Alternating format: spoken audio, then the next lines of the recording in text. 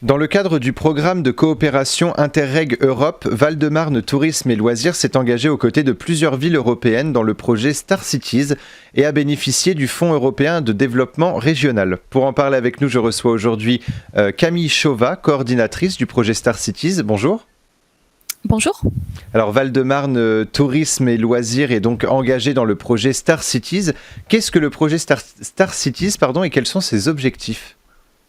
Alors le projet Star City, c'est un projet d'échange d'expériences entre plusieurs collectivités ou organismes parapublics qui s'intéressent au développement du tourisme fluvial à proximité de grandes capitales européennes et qui donc souhaitent échanger un peu leurs bonnes pratiques et leur façon de faire sur cette thématique du développement touristique du tourisme fluvial. Et c'est un projet qui se veut respectueux de l'environnement. Vous êtes en relation avec plusieurs villes d'Europe, comme Hambourg en Allemagne, Kaunas en Lituanie ou encore Rome en Italie. Le projet s'articule finalement autour de l'échange entre ces différentes villes ? Tout à fait. Donc on est 7 partenaires au total. Donc comme vous l'avez dit, Hambourg en Allemagne, donc Kaunas en Lituanie, la ville de Rome. On a 2 partenaires pour la ville de Rome, mais également on a dans notre projet la Slovénie avec la région de Ljubljana. Et enfin est également engagé le réseau Nextour, qui est un réseau qui rassemble les régions européennes pour un tourisme durable et compétitif. Donc c'est vrai que la thématique de l'environnement est au cœur du projet, puisque l'objectif c'est vraiment d'aller vers un développement d'un tourisme durable qui soit à la fois respectueux du cadre de vie, mais aussi évidemment de l'environnement, du patrimoine naturel, etc., de ces zones qui sont souvent des zones naturelles, puisqu'on parle de bords de rivières, qui sont les zones de développement sur lesquelles nous travaillons dans le cadre du projet.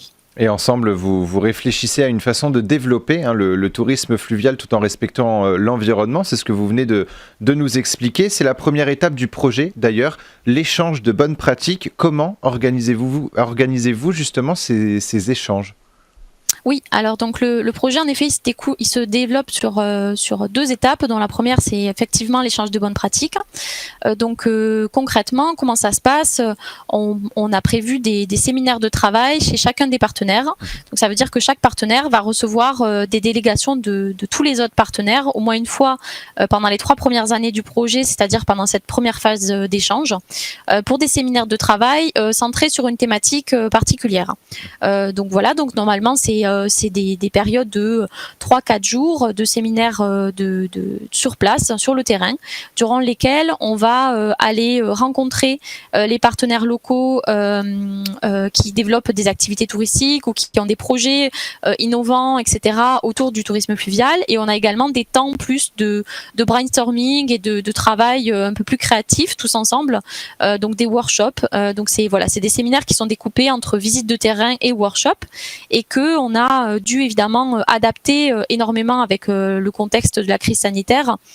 Donc on a transformé ces séminaires qui étaient normalement des séminaires de terrain en séminaires virtuels, et justement on a eu donc au mois de février un séminaire par exemple sur la gouvernance et la coopération des acteurs, durant lequel pendant 3 jours chaque partenaire a pu faire des présentations, des sortes de mini-exposés de comment ils travaillaient comment ils travaillaient en coopération avec plein d'acteurs autour des rivières pour que tout l'ensemble, l'écosystème finalement autour du tourisme et des loisirs, autour des rivières, puisse être impliqué dans le développement local. Et le projet Star Cities a débuté le 1er juin 2018 et devrait se terminer le 31 mai 2023. Est-ce que justement la crise sanitaire a retardé le projet, ou est-ce que le 31 mai 2023 c'est toujours une date de fin ?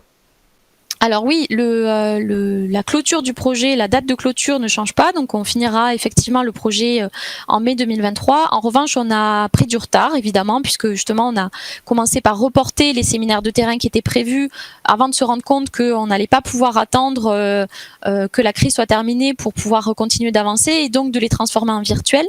Et donc on a plutôt changé sur la répartition du projet entre ces 2 phases.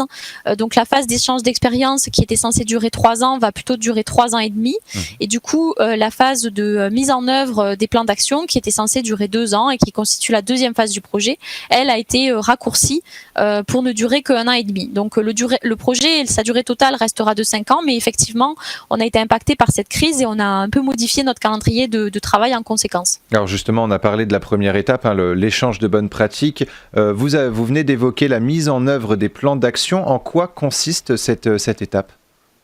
Alors l'objectif pour chaque partenaire, et c'est l'objectif central du programme Interreg Europe lui-même, c'est d'améliorer les politiques de développement régional. Donc par exemple, pour ce qui concerne notre participation au projet, donc Val-de-Marne Tourisme et Loisirs, notre objectif c'est d'essayer de faire en sorte que la stratégie régionale de développement du tourisme et des loisirs d'Île-de-France prenne un peu plus en compte les enjeux du tourisme fluvial et valorise un peu plus dans ses actions, notamment les actions de développement qu'on peut mettre en œuvre autour de la Marne et autour des bords de Marne, sur le Val-de-Marne, la Seine-Saint-Denis et la Seine-et-Marne.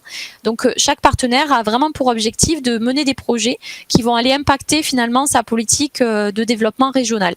Voilà, donc c'est vraiment à la fois concret, puisque le but c'est vraiment de mettre en œuvre des projets sur le terrain, mais c'est aussi d'essayer d'enrichir finalement les politiques de développement régional. Et le budget du projet est estimé à 1 778 000 euros. 995 000 euros ont été financés par le Fonds européen de développement régional, le FEDER.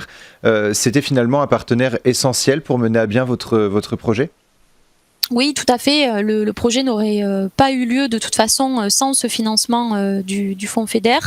En fait, la genèse du projet Star Cities, elle vient directement de l'existence de ce programme Interreg Europe, puisqu'on a répondu au 3e appel à projet du programme Interreg Europe. Donc il y avait jusqu'à l'année dernière des appels à projet chaque année. Et donc effectivement, ce projet qu'on avait en tête et qu'on avait un peu dans les cartons depuis plusieurs années, de pouvoir essayer de développer des échanges d'expériences autour du tourisme fluvial, n'a pu se concrétiser que grâce à l'existence de ce programme-là, puisque, comme vous l'avez dit, les fonds FEDER représentent presque 80% du financement. Donc évidemment, on peut très bien comprendre que sans cette part énorme du budget, le projet n'aurait pas pu voir le jour. Et comment ça se passe justement pour avoir l'aide du FEDER ? Est-ce qu'il y a un appel d'offres ? Est-ce que vous devez envoyer un dossier ? Vous devez présenter votre projet ? Oui, alors depuis le début du programme Interreg Europe, qui a commencé en 2014, il y a eu plusieurs appels à projets de façon régulière, quasiment chaque année. Donc chaque année, les régions européennes étaient invitées à former des groupements autour de thématiques de travail qui les intéressaient et à proposer leur candidature. Donc nous, c'est ce qu'on a fait en 2017. C'est en 2017 qu'on a monté notre candidature avec nos 6 partenaires et qu'on a décidé donc de travailler sur le tourisme fluvial, qu'on a mis au point notre programme d'action, etc. Pour ensuite donc déposer ce dossier-là et faire partie des 54 projets sur 270 propositions, si je me rappelle bien, qui avaient été soumis dans le cadre de ce 3e appel à projet. Et donc c'est comme ça que ça fonctionne. Donc on a effectivement répondu à un appel à projet annuel du programme Interreg Europe. Et il y a, on l'aura compris, une dimension touristique et environnementale à travers ce projet, mais c'est aussi l'occasion de valoriser le patrimoine culturel et naturel. Est-ce que ce projet pourrait être étendu après 2023 à plusieurs villes européennes ? Oui, alors c'est un peu ce qu'on espère chez Val-de-Marne Tourisme et Loisirs, puisque depuis plusieurs années, notre objectif, on va dire à long terme, c'est de créer une sorte de réseau informel de villes européennes qui souhaitent développer leur tourisme fluvial et valoriser tout le patrimoine culturel et naturel qui est associé à leurs rivières à proximité de ces grandes capitales. Et donc, on cherche à créer ce réseau informel qui s'appellerait Riverside Cities et qui pourrait être amené à mener d'autres projets suite au projet Star Cities. Donc le projet Star Cities, c'est un peu la première coopération finalement avec ces villes-là, qu'on espère pouvoir poursuivre sous d'autres formes, peut-être dans le cadre d'autres programmes européens et avec d'autres financements pour pouvoir poursuivre ce type de coopération qui est très intéressante pour nos territoires, puisqu'il amène aussi de l'innovation et une façon différente d'envisager les choses et de valoriser nos territoires. Et c'est un projet qui est bon pour le tourisme durable et pour l'environnement. Merci beaucoup Camille Chauvat d'avoir été avec nous sur Sensation. Je rappelle que vous êtes coordinatrice du projet Star Cities. On peut retrouver toutes les informations et votre actualité sur le site tourisme-valdemarne.com. Et pour revoir ou réécouter cette émission, rendez-vous sur notre site et application Radio Sensation.